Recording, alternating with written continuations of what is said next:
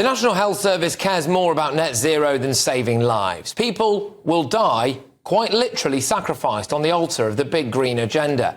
Next month, the NHS is rolling out electric ambulances that cost £150,000 a pop. They have a range of about 100 miles and take 4 hours to charge. Standard ambulances can cover up to 800 miles a day and be filled up in just minutes. What would you prefer? There was a trial done of these ambulances in the West Midlands. It raised serious concerns about patient safety, especially for people living in remote rural areas. But that doesn't matter, does it, to the eco-fanatics? Plastic cannulas, simple, effective and healthier for the patient. No. They are too plastic.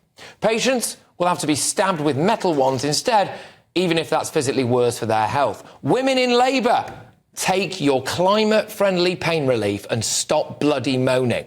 Chemotherapy and other treatments will be delivered by electric bike. This is despite the fire service saying it was called to put out an e-bike fire every other day on average in 2023. Sorry, we couldn't get your chemo to you because it's currently on fire in the road, ironically polluting the atmosphere and causing a massive traffic jam. It gets worse. Any business that wants to supply the NHS with anything has to fill out a 135-question booklet, and whether or not their product will only be used if it meets the social values and emissions targets of the NHS. I mean, it's remarkable stuff, isn't it?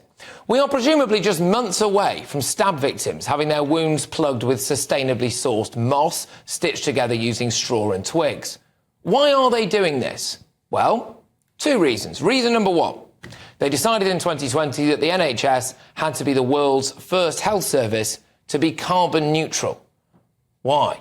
It's a flipping health service. It's not Greenpeace, is it? Greta Thunberg wasn't going to turn up outside Great Ormond Street and start ranting about the climate emergency. Just Stop Oil weren't going to storm into St Thomas's Hospital and glue themselves to an MRI scanner.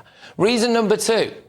There are apparently 48 staff with a combined salary of £3 million who now work for the greener NHS team, and their salaries depend on them being seen to be doing something. But here you go. Are you ready? Like all good environmentalists, and we've seen this time and time again with the old Prince Harry private jet brigade, do you think they practice what they preach? NHS England executives spent around £30,000 on domestic flights in 2023, including £440 for a single fare from London to Manchester. They've been flying from London to Manchester. Piss off with your climate-friendly pain relief. Honestly, this is the public sector, taxpayer funding out of 170 billion quid or so, another £6 billion in the latest budget.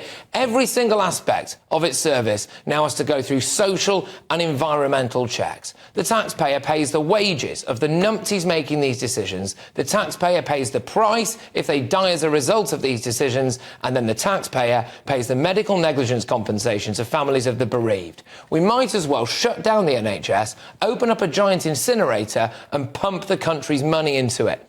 All the executives could fly in on private jets and watch the ceremony. In fact, it's easy to forget, we did actually hold a church service to commemorate the 75th anniversary of the NHS.